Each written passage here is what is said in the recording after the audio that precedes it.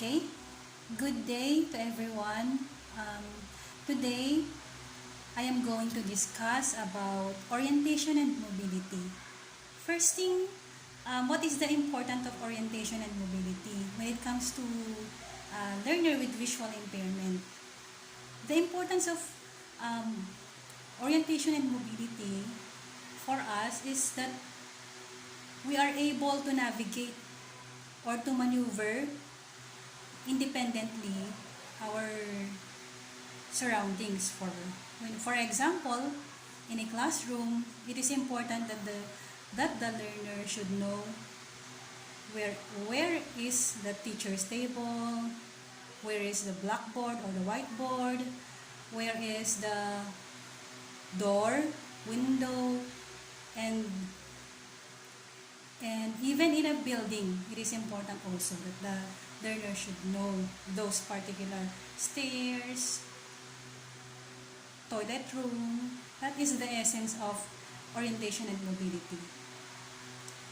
For us to navigate or to maneuver the environment independently. Okay, let's start how we are going to navigate or to maneuver the particular environment independently through the use of cane or what we so-called white cane.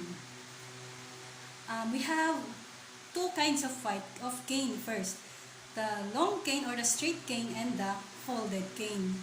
So when we say straight cane, those are the canes that that are the common cane that you usually observe with those our elders and those with impairment,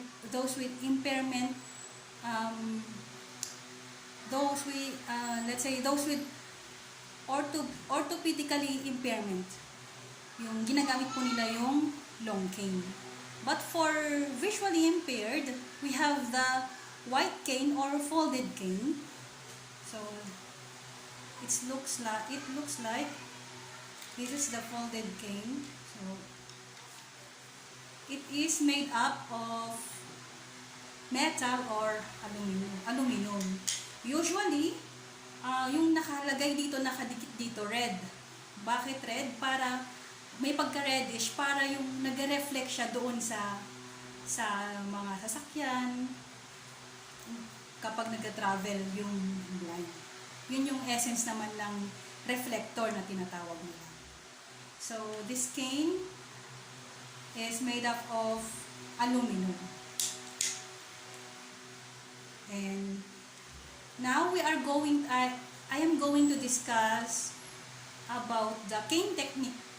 What are those particular techniques that we are usually using when we are travel alone or travel independently? Slide 64, session guide, long straight cane, folded cane. Okay. Slide 65.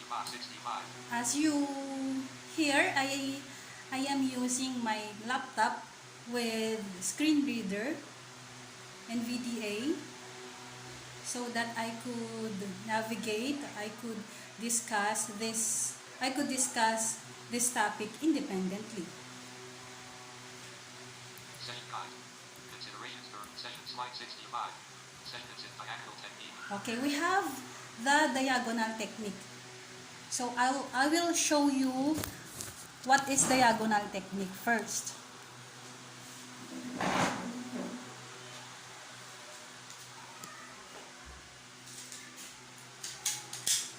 Okay, it's look like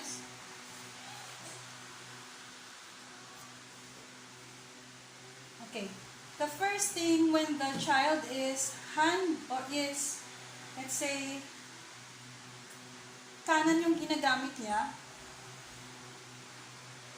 ang nag-handle sa cane ay kanan, then yung tip, ito po yung tip, yung dulo, yung tip ng cane ay nasa left, katapat ng left na foot. Ganyan po siya. So, ang ang position ng cane ay dapat na nasa gitna.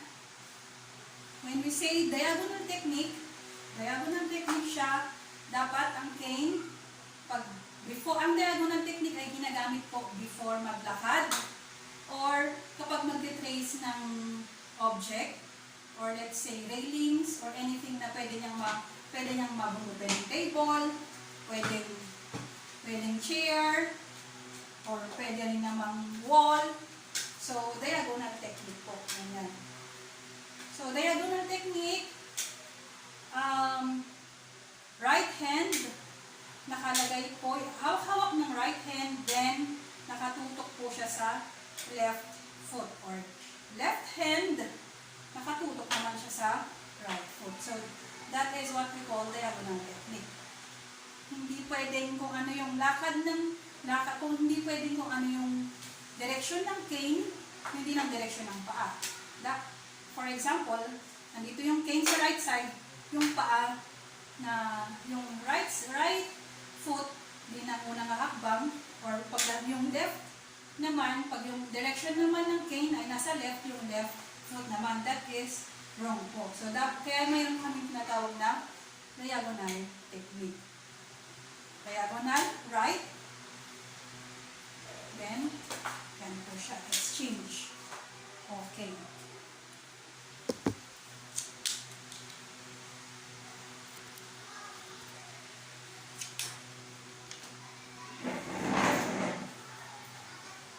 Bullet is used primarily in familiar indoor environment to detect low objects such as chairs and tables. Bullet is used primarily in familiar indoor environment. Slide 66, Session Guide, Touch Technique. Bullet is used in any environment, indoors, bullet or outdoors, familiar and unfamiliar. Bullet, the cane of the learner is held on his / her dominant hand. Considerations to remember. Okay. When we say touch technique, when we are exploring something particular sa isang lugar, we usually do first touch technique. For example, let's say here, where is the doorknob? So, hahanapin ng blind kung nasaan yung doorknob. So, yung dominant na hand, yung maghahawak sa cane, depende kung saan comfortable ang blind, maghahawak sa cane, then hahayaan ng teacher na i-explore ng learner, where is the doorknob? That is touch technique. So, ginagamit yan, hindi lang naman din sa paghahanap sa lugar, pati yung mga object. So, pag naghahanap ng mga, for example, ako, pag inahanap ko yung mga gamit ko, may cane or wala, we do exploration through touch technique. In short is yung tinatawag natin sa Tagalog na kapa. Considerations to remember. Okay, next. Slide 67, Session Guide, Shoreline Technique, a basic technique to locate an intersecting sidewalk. The learner walks parallel to the shoreline. Shoreline can be aligned between the grass and the sidewalk. Considerations to remember. Slide 68, Session Guide, Shoreline Technique. A learner walks, his / her arm increases on the side or the body closest to the shoreline, alternately touching the shoreline and the walking surface until the intersecting sidewalk is located. Considerations to remember. Okay, when we say shoreline technique, when we are travel alone or when we have our orientation and mobility, shoreline technique is that the particular area kung saan namin mahanap yung gusto naming puntahan. For example,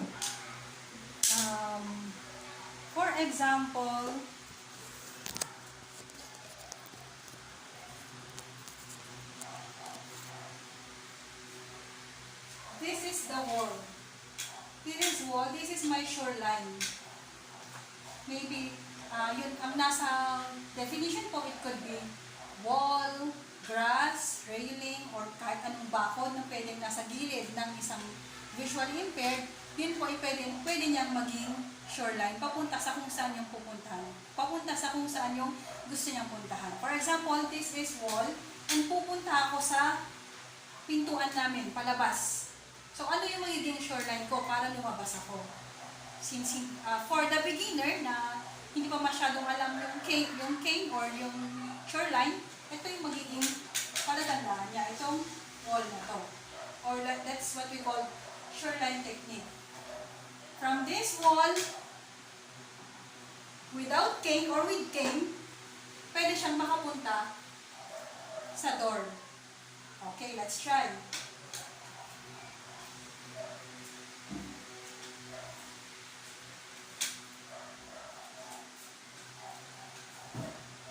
Okay, this is already our door to go outside. Yan. So I use shoreline technique through the use of our wall at the left side.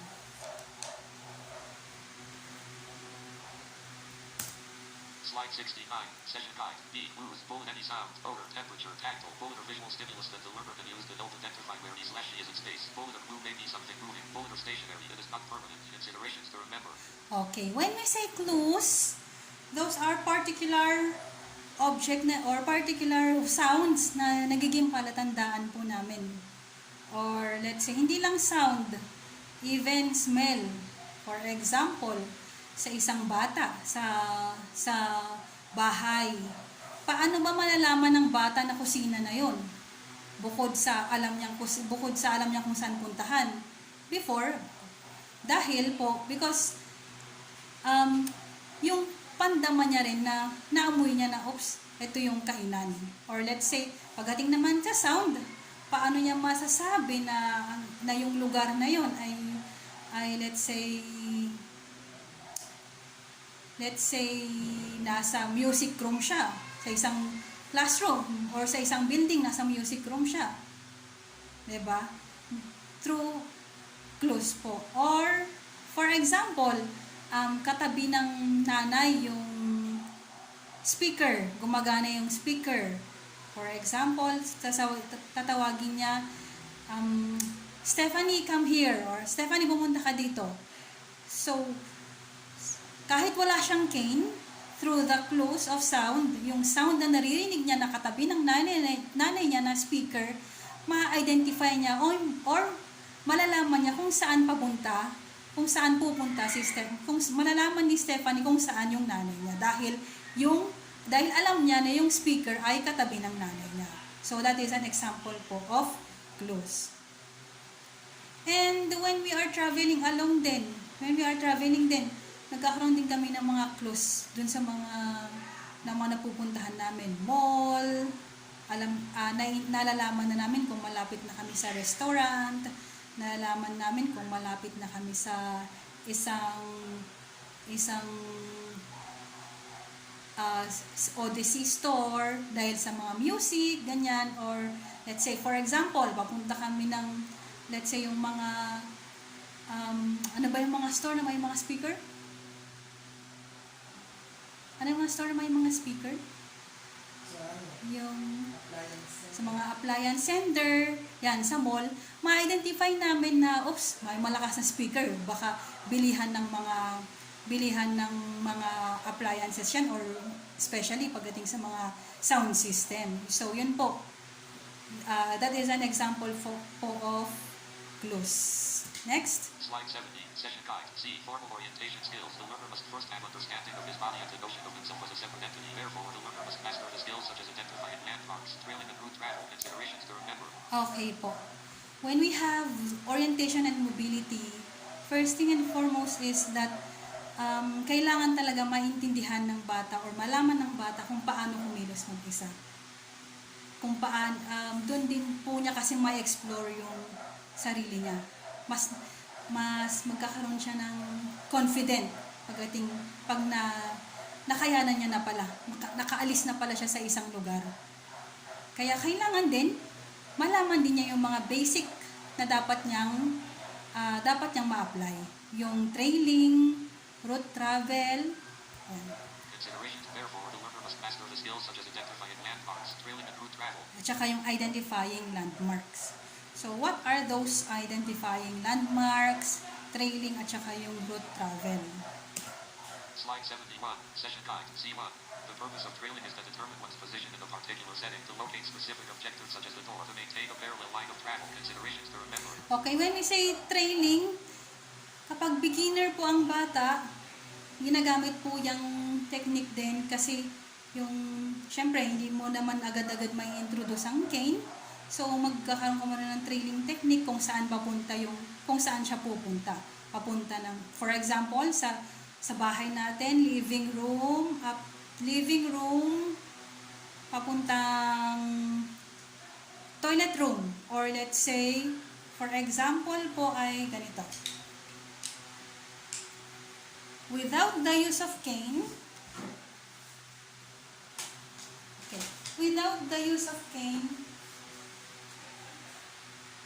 pwede ko pong gamitin ang trail. Pwede po akong mag-trail through touch technique. Pwede po akong mag-trail sa wall through touch technique papunta ng bedroom. So, touch technique po siya. Ito po ngayon yung bedroom. So, nagamit ko yung touch technique or nagamit ko rin yung kumapa ako without cane, nakarating ako dito sa bedroom. That is the basic po. Pagdating sa orientation and mobility ng mga bata. Malaman nila yung trailing. Makakapunta sila sa gusto nilang puntahan na kahit wala silang minsang gamit na cane, pwede po silang makapunta. Slide 72, Session Guide, C.2, Route Travel. Parents can reinforce early route travel by encouraging their child to travel the final steps to a certain location, such as the bathtub at bathing time, the high chair at meal time, or the toy basket in the living room. Considerations to remember. Okay. Route travel. Yung mga basic na ginagamit po namin sa basic activity na ginagawa namin or routinary activity na ginagawa namin sa mga estudyante, mga beginner, ino-orient muna namin sila kung nasaan yung trash can, nasaan yung upuan, tsaka table papuntang door, tapos nasaan yung from door papunta naman ng toilet room. So, yun po, yung mga ganong, yung mga simpleng mga bagay na yon, kailangan nating ituro sa bata para mas ma-enhance po yung orientation and mobility nila. Doon po yun magsisimula. O, from the door, pasok ka na, Stephanie, papunta sa table. So, from the door, tapos pupunta sa table, hanggang sa makaupo siya, i-observe natin yon. That is what we call route travel, or let's say, from the table, papunta naman ngayon ng trash can. Kahit wala siyang cane, syempre, ilang steps lang naman din yun. Napakaano naman po kung let's say 3 steps, 4 steps, or 5 steps, kailangan pang maghanap, kailangan pang i-open din ng cane. Pero, at least, ma-introduce natin sa kanila. From the table to the trash can, alam niya na dapat kung saan papunta. Slide 73, Session Guide, C.3, Landmarks. Bulletin is a fixed object, wall, poster, tactile marker such that has a known location within the environment. Bulletin is permanent to determine the reference point and to locate specific objectives. Considerations to remember. Okay, landmarks. Mayroon, or yung tinatawag natin na palatandaan. May palatandaan kung saan na yung lugar na yon. So, mostly tactile, mostly naman, may mga iba naman po ay yung mga humps. Yan, nagiging palatandaan po yan. Yung sa pag-travel po namin naman, for example, dito sa Tagaytay, paano ko po nalalaman na malapit na sa City Hall? Ang nagiging landmark, pag lumiko na siya, galing Olivares, then, pag lumiko siya galing Olivares, nasa ano na po yun, nasa TICC, maya-maya, may humps. Then, ilang saglit lang, City Hall na po siya. So, yung humps na yun yung nagiging landmark po na, oops, malapit na yung City Hall. Konting gulong na lang ng jeep, City Hall na. Yan po. Kaya nakakapunta kami ng mag-isa sa mga lugar. Kasi naghahanap din kami ng landmarks. Slide 74, Session Guide, 4 Systematic Search Patterns Technique, 4 Use to locate items at 4 to 5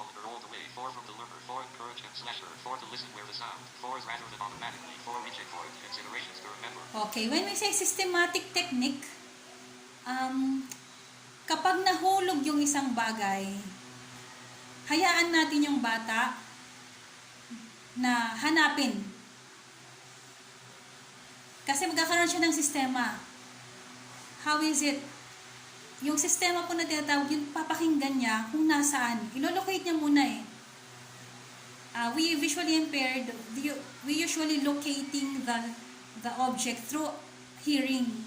Oops, nahulog siya sa kanan. So ngayon, ako na VI, itatouch ko yung floor dahil nakita ko, naramdaman ko or narinig ko siya sa right side ko, doon ako sa right side ko kakapa sa sahig. So that is what we call systematic technique. Now, what is the part of the teacher regarding this? Let the learner explore. Hindi yung, hindi tayo pwede maging protective na, baka madumihan yung kamay, or let's say, magkasugat yung kamay. Allow the learner to explore. Allow the learner to pick that particular object independently. Para at least nasasanay na siya, nalolocate niya na, ay, napulot ko yung bagay. Na-motivate na siya na, napulot ko yung bagay na yun, kaya ko yun kahit blind ako.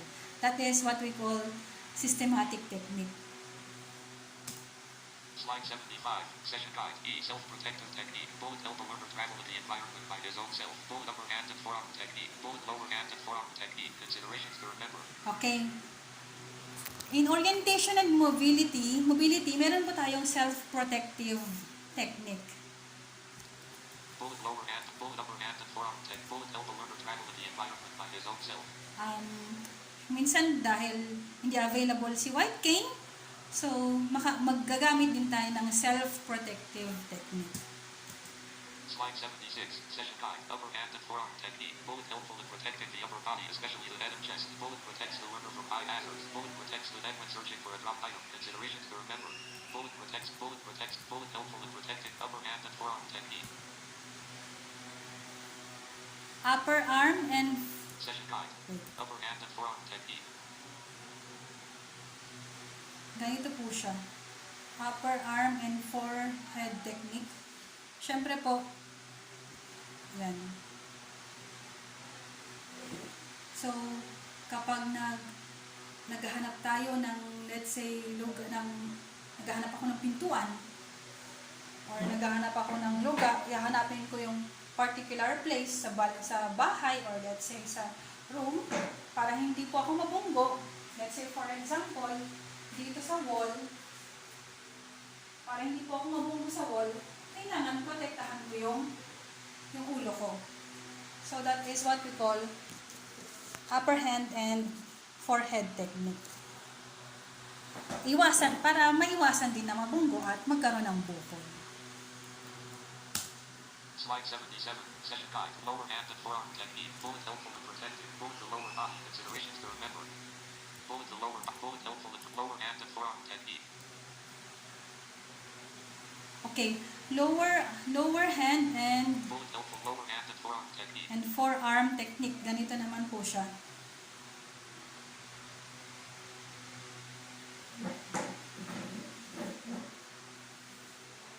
Ayan po.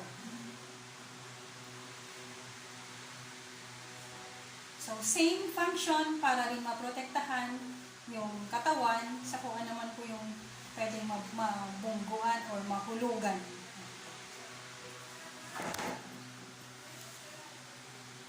Bullet helpful in protecting. Slide 78, Session Guide, F, Sighted Guide Technique. Bullet the Okay, learner, sighted guide. resting the arm. Bullet just above And the elbow. Bullet the learner is position. Bullet hand step behind the guide. Bullet actively follows. Bullet and slasher. Considerations to remember. Sighted guide. So, I have my guess. My husband. Tingnan dito. For you to understand what is sighted guide technique. For example po, say hi. Hello. For example, he is the one who is sighted person. When we say sighted people or sighted person, they are the one who has sight. Who has normal sight. Kaya, ang nagiging terminology po namin, mga VI, sighted. Okay, ganito po siya. Sighted technique. Dapat, kailangan may tinatawag tayong 90 degrees. So, ito po yon yung sub tayo dun, baka di tayo makita. Dito. Kailangan po yung arm po ay right angle. Ano po yung purpose yan? Bakit ganyan siya? Bakit ganito po yung sighted technique or sighted guide technique? Para hindi po magkaapakan. Para hindi magkaapakan pag naglalakad yung blind tsaka yung hindi maapakan ng blind yung sighted. Yan. Tapos, next, wait. Slide 79, Session Guide, G, squaring off. Bullet, the learner may either turn left or turn right and proceed to the chosen direction. Considerations to remember. Okay. The VI may either be turn left or turn right. Ibig sabihin po, saan ka? Okay. She is the one who is sighted. Hawak-hawak niya po ako. Hawak-hawak ko po siya dito. Then, maglalakad kami. For example, sa highway. Nasa side ako ng mga sasakyan. So, for me to be safe, sisignalan niya ako. For me to be safe, lilipat ngayon ako dito sa from left side, tama? From here Left side elbow. to right side. So that is squaring off. Para safe na ako from dun sa mga, kung at least malayo, hindi na ako masasagasaan. Yan.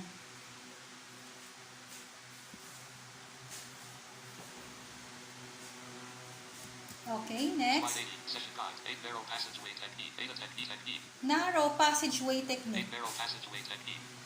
Beta technique that allows for 8 safe and efficient passage through a restricted space that cannot be negotiated using the basic sighted guide procedure. Considerations to remember. Okay, when we say narrow passage, ganyan po. From here, ganyan, for example, naglalakad kami, then, sisignalan niya ako. Pag ganyan, pag nag-fold po yung kamay niya ng ganyan, definitely, may signal na po ako na kailangan kong pumunta sa likod niya. Why? Because, makitid yung daanan. Pwedeng skinita rin, o pwedeng may daan. So, kailangan niya akong protektahan. That's why may signal siya na ganito. Okay po. Diyan ka lang. Wait. Next. Slide 81, Session Guide, Orientation and Mobility Movement Activities. Bullet, give clear and descriptive verbal instructions /cues. Bullet E.G. When giving instructions, mention the name of the learner being addressed to suggested activities. Okay. And meron po din ako idadagdag sa touch technique muna. Yung pag i-guide natin yung isang VI sa particular na kung saan yung upuan niya tsaka yung table. For example, wait.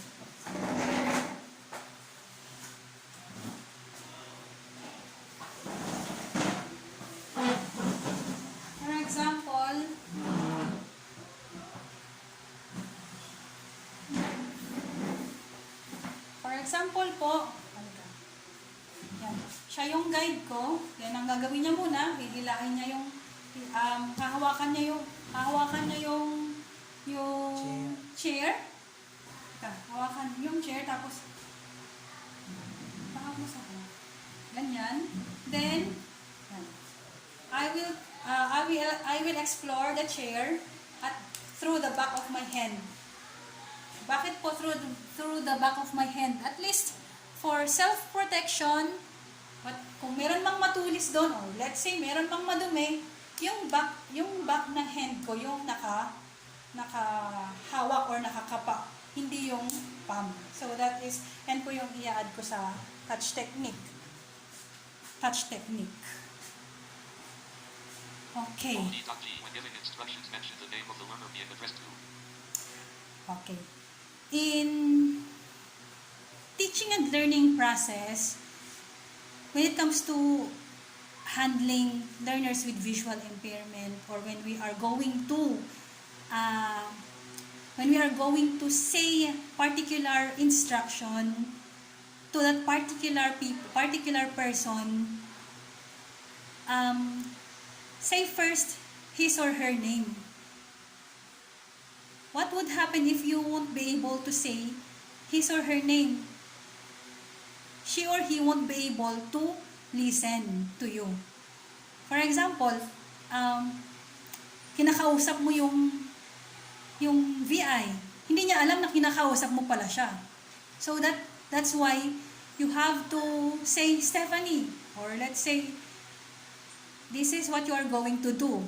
But when you are not going to say his or her name, the fact that you are looking at her, hindi niya po yun alam. Kaya kailangan sabihin natin yung pangalan niya. Nangyayari po yan sa akin minsan. May kausap ako. Hindi ko alam na ako yung kausap niya. That's why I'm asking, ako ba? Ako ba kinakausap mo? So that it is important that when we are going to say anything or when we are going to say particular instruction to our learners or to our particular learner with visual impairment, say first his or her name. Slide 82, Session Guide, Orientation and Mobility Movement Activities, Bullet Give Light/Gentle Touch, Use E.G, tapping one's shoulder to say something, Bullet Orient the learner's classroom with its facilities, E.G, going to the comfort room, throwing garbage to the trash can, suggested activities. Okay. Just like what I've said sa una pa lang po, it is important that the learner should know kung ano yung ginagalawan niya. Where is the teacher's table, the toilet room, window, doors, chairs, whiteboard, trash can, tactile materials, computers. And in a building, it is important that he or she knows where's the library, where's the music room, where is the canteen. So, before we start our lesson or before we start our class in a school year, we have to do orientation and mobility for the learner. At first, classroom, next, building, next, the whole campus or the whole school, the whole facilities, all facilities of the school, canteen, library, clinic, principal's office, guidance office. It is important that the learner should know where are those places. Slide 83, Session Guide, Bullet Orient the learners that /your school environment and its facilities, E.G, go into the canteen, go into stage, Bullet demonstrate the correct way of holding and using the cane and traveling independently or with a silent guide class stage, here suggested activities. Okay. And when we have something to say to the particular learner or to our students or to your friend with visual impairment, tap his or her shoulder before you say anything. Hindi naman yung salita tayo na salita, so kailangan we should tap his or her shoulder. For example, you feel that your classmate with visual impairment or you feel that your learner with visual impairment need helps. She or he really needs your help. So tap his or her shoulder first before you say anything or before nasabihin mo, baka magulat kasi siya kung let's say hindi mo itatap yung shoulder niya ng gentle. Especially dapat gentle. Kasi pag naman malakas, syempre magugulat naman yung VI. So dapat gentle din yung pag-tap. Then saka mo sasabihin yung gusto mong sabihin or if he or she needs your help, something like that. Slide 84, session guide. Bullet expose the learners to different sports. Bullet goalball, athletics, swimming. Bullet active physical education, PE, suggested activities. Okay. In relation to orientation and mobility, it is also important that the learner exposed to physical activities. Doon kasi nade-develop yung kanilang orientation and mobility. When it comes to goalball, swimming, any physical activity that could enjoy themselves. And and also for them to be more confident. That is really important, and that is the essence of orientation and mobility, the confidence of the learner. Once the learner go to that particular place independently on her own, then definitely the child always motivate to learn, always motivate to explore, always motivate to go to school every day, because he or she knows that her teacher has that let's say trust. That is the important, the trust. Okay, and that's all. That is my lecture. That is my part today for our for the for visual impairment. So thank you. I hope you learned something, and I hope you see me, and even I don't know if I could focus the video. Anyway, I don't know. Just comment if it is focused. Thank you. Flash off button. Front camera preview. Recorded 37. Take photo and video. Pause recording video. Stop recording video.